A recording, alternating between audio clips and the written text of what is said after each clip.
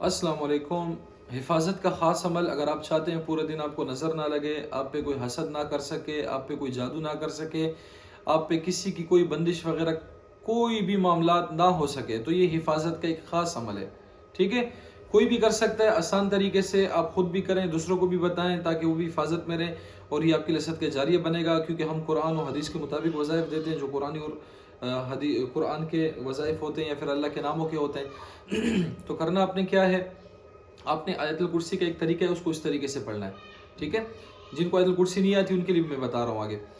آیت الکرسی کو اس طریقے سے پڑھنا ہے کہ جب آپ آیت الکرسی پڑھیں، آپ جب یہاں پر پہنچے نا کہ وَلَا يَؤُودُهُ حِفْظُهُمَا وَهُوَ الْعَلِيُّ الْعَظِيمُ، ٹھیک ہے، وَلَا يَؤُودُهُ حِفْظُهُمَا پہ جب آپ پہنچے اس پر، تو آپ نے یہ تصور کرنا ہے کہ آپ کے اوپر جو ہے نا اللہ کی رحمت برس رہی ہے اور آپ اللہ تعالیٰ کے حفاظت میں آ گئے ہوں، یعنی ایک تصور کرنا ہے کہ آپ کے گرد ایک نور جمع ہو گیا، یعنی آپ اللہ تعالیٰ کی مکمل حفاظت میں آ چکے ہو۔ آپ کے دل کو، کیونکہ ایمان اور پختہ یقین بھی ہونا چاہیے نا،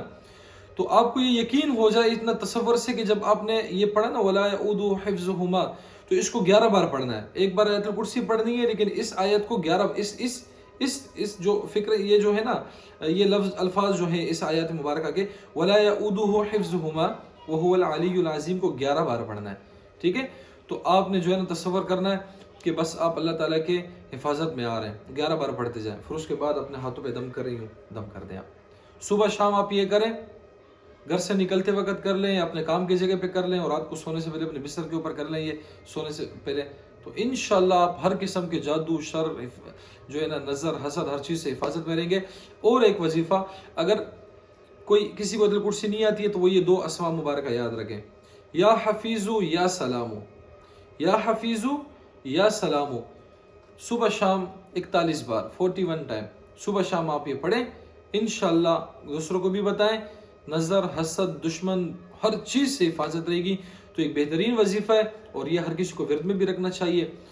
تاکہ آپ کو پتہ ہے، آپ کو کوئی پتہ نہیں ہوتا کون آپ سے حسد، نظر، اس لیے استے بستے گھر اجڑ جاتے ہیں، کاروبار بند ہو جاتے ہیں، لوگوں کو نظر لگ جاتی ہے، صحت خراب ہو جاتے ہیں۔ ٹھیک ہے، تو یہ سارے معاملات ہوتے ہیں اس میں، اس وجہ سے میں نے آپ کو یہ وظیفہ بتایا، اس کو اوروں کو بھی بتائیں، اور انشاءاللہ مزید میں آپ کو اس طریقے سے بہترین وظائف بتاتا جاؤں گا تاکہ آپ کو کسی کے پاس جانے کی ضرورت ہی نہ پڑے، اور ان وظائف میں ایسے چیزیں ہوگی کہ انشاءاللہ آپ کو زندگی میں کبھی بھی کسی جادوگر، حاسد، نظر والے سے کوئی نقصان نہیں پہنچ سکے گا۔ ٹھیک ہے، تو بہترین وظائف ہیں انشاءاللہ، اور ہوں گے بھی قرآن و حدیث کے مطابق، ہوں گے بھی مکمل فائدے والے۔